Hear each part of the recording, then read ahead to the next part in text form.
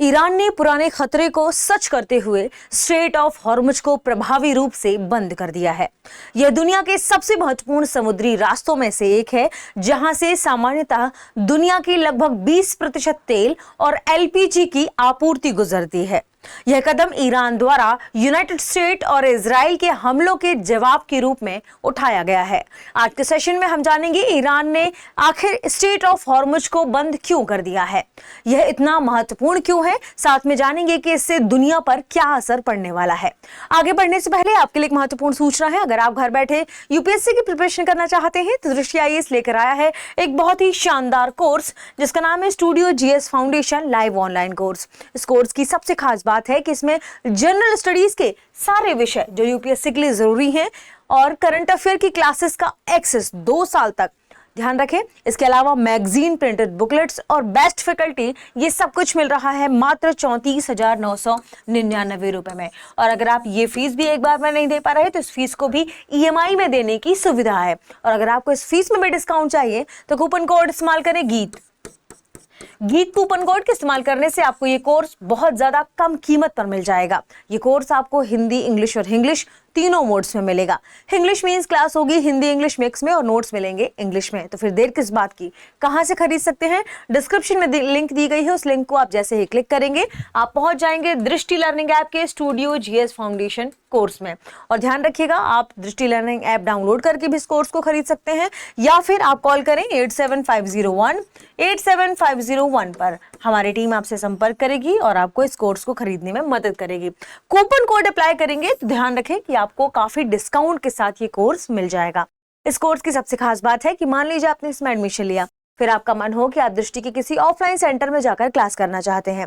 आप जिस भी नजदीकी ऑफलाइन सेंटर में जाकर क्लास करेंगे वहां की फीस में आपकी पूरी फीस एडजस्ट हो जाएगी। इसका मतलब ये कोर्स आपको मिल रहा है लगभग फ्री। तो इस मौके का फायदा उठाइए।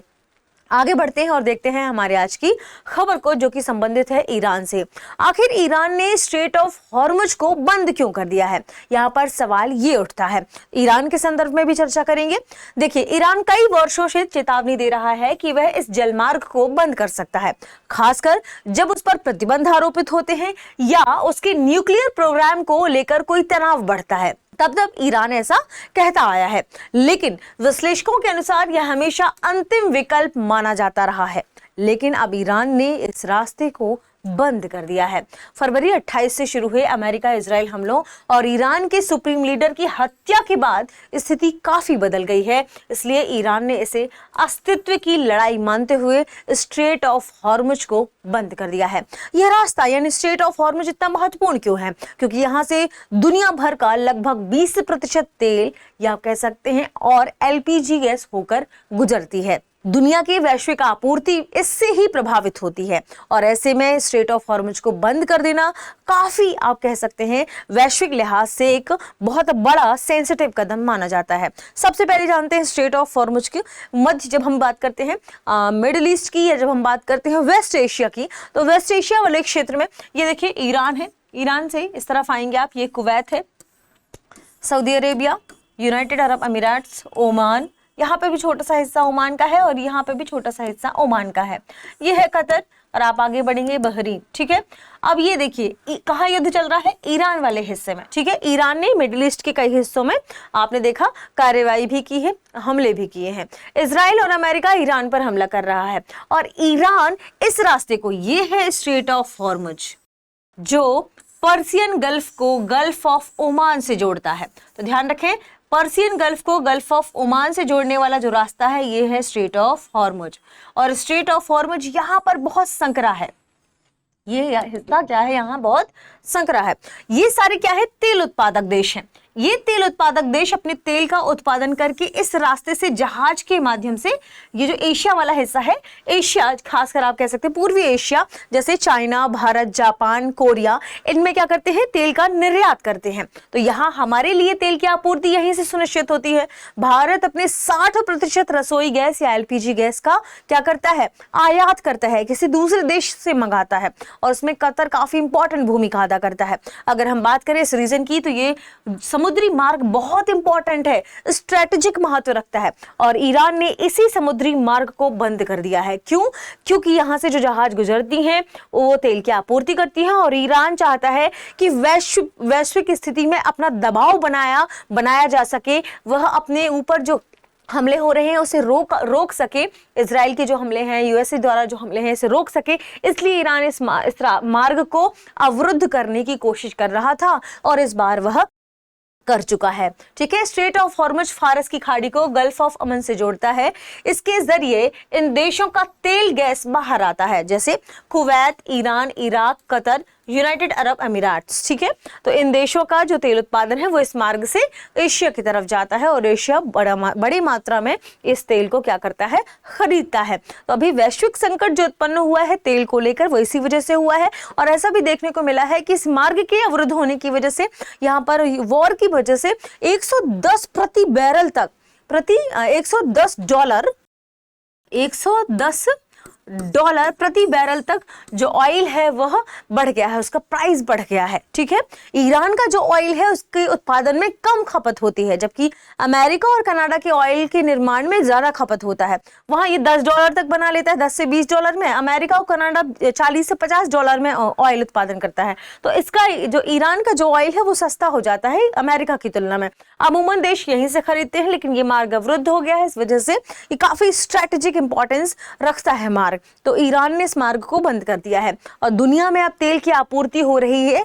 क्या अब देखें कि दिक्कत हो रही है लोगों को, क्योंकि तेल की आपूर्ति सुनिश्चित नहीं हो पा रही। दुनिया के लगभग 20% तेल और एलएनजी इसी रास्ते से गुजरते हैं।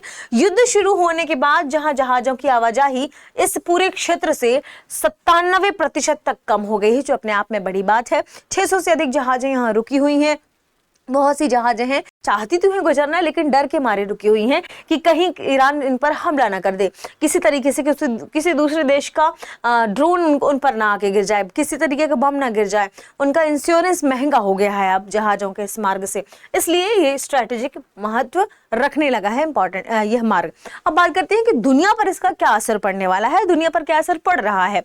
यदि यह मार्ग लंबे समय तक बंद रहा, लंबे समय तक अगर यह इस मार्ग से जहाज होकर नहीं गुजरे तो तेल की कीमतें बढ़ेंगी। अभी तो हमने देखा वैसे भी $110 प्रति बैरल तक बढ़ गई हैं।